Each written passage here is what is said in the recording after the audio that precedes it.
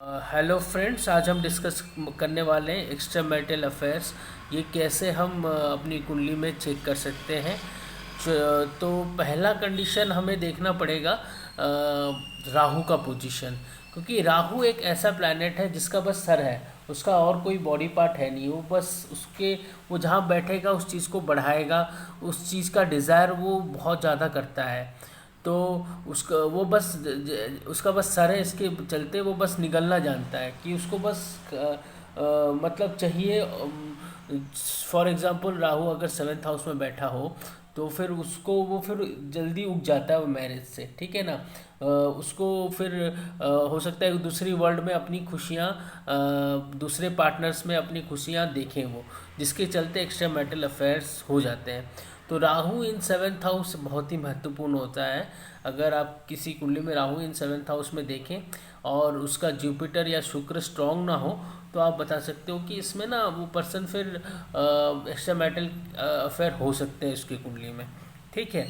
अगर राहु, और मैंने यहाँ पर लिखा है राहु इन सेवेंथ हाउस, ठीक है।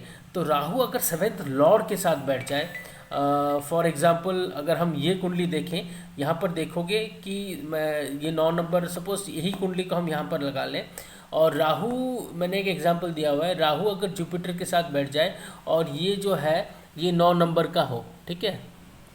ठीक है, ये 3 नंबर की कुंडली है, तो 9 नंबर का से नाइन्थ लॉर्ड, जो सेवेंथ लॉर्ड है वो यहाँ पर जुपिटर हो गया, ठीक है ना। अब जुपिटर जो है राहु के साथ बैठा है, इसका मतलब ये है राहु प्लस सेवेंथ लॉर्ड, तो ये बहुत ज़्यादा कंडीशन हो जाता है एक्स्ट्रा मैरिटल अफेयर का। और खासकर राहु और जुपिटर अगर एक साथ बैठा हो तो गुरु चंडाल दोष भी हो जाता है, आपको पता है। और वो सेवेंथ हाउस का गुरु चंडाल दोष एक्स्ट्रा मैरिटल अफेयर को पॉइंट आप उस तरफ देख सकते हो। राहु और जुपिटर सेवेंथ हाउस में एक्स्ट्रा मैरिटल अफेयर्स होने के चांसेस बहुत ज़्यादा हो जाते हैं, ठीक है। अब आएंगे हम और एक कंडीशन में शुक्र के ऊपर। देखो, शुक्र किसी भी मैरिज के लिए बहुत ही महत्वपूर्ण है। ज्योतिष में शुक्र को बहुत ही शादी का कारक माना गया है। अगर शुक्र किसी तरह से नीच हो या कमज़ोर हो और राहु की दृष्टि सेवेंथ हाउस में पड़ रही हो और राहु पावरफुल हो और सेवेंथ लॉर्ड के साथ कोई कनेक्शन हो, तो बहुत ज़्यादा चांसेस हो जाते हैं एक्स्ट्रा मैरिटल अफेयर, क्योंकि शुक्र जो होता है एक बंधन बांध के रखता है मैरिज को और बहुत महत्वपूर्ण है। और तो अगर वो कमज़ोर हो जाता है तो फिर शादी में फिर एक्स्ट्रा मैरिटल अफेयर आ जाता है, ठीक है। क्योंकि शुक्र फिर आप दूसरे तरफ, दूसरे वर्ल्ड की तरफ, दूसरे लोगों की तरफ अट्रैक्ट हो जाते हो, शुक्र का अगर वीक हो या नीच हो, ठीक है। अगर राहु और शुक्र की युक्ति भी हो जाए कुंडली में, जैसे इस कुंडली में सेवेंथ हाउस में हो रही है, तो फिर भी एक्स्ट्रा मैरिटल अफेयर हो जाता है। मून प्लस राहु, मैंने एक पोजीशन लिखा है, मून प्लस राहु। देखो, चंद्रमा मन का कारक होता है और राहु उसको अपवित्र बना देता है, ग्रहण लगा लेता है। राहु और चंद्रमा फॉर एग्जांपल यहीं पर बैठे हो सेवेंथ हाउस में, तो फिर बहुत ज़्यादा चांसेस हो जाते हैं एक्स्ट्रा मैरिटल अफेयर के, ठीक है। ये कंडीशन सेवेंथ हाउस में ज़्यादा देखने के लिए मिलता है, तो आप ये सब पोजीशन सेवेंथ हाउस में ही ज़्यादा देखने के लिए मिलेगा, ठीक है ना। कुछ कुछ फिफ्थ हाउस में मिलेगा, ठीक है। बाकी सब हाउस में इतना ज़्यादा नहीं है, लेकिन अगर ये पोजीशन आपके सेवेंथ हाउस में बन रहा है तो उसकी ये एक्स्ट्रा मैरिटल अफेयर को ज़्यादा दिखा रहा है। उसी तरह एट्थ हाउस में भी कुछ कंडीशन है, ठीक है ना। एट्थ हाउस में मैंने यहाँ पर लिखा है मार्स वेनस राहु।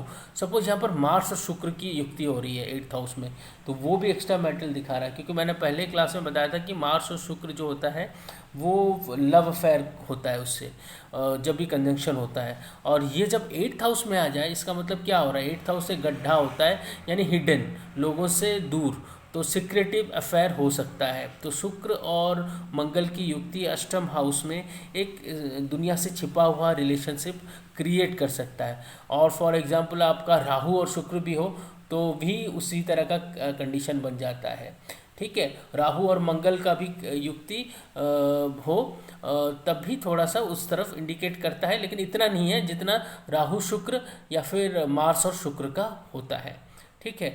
इस तरह से हम देखेंगे। तो आपको मैंने बताया कि राहु का पोजीशन बहुत महत्वपूर्ण है एक्स्ट्रा मैरिटल अफेयर के लिए, क्योंकि राहु ग्रिड है, ठीक है। Thank you so much.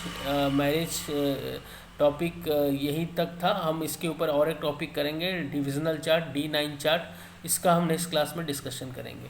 Thank you so much.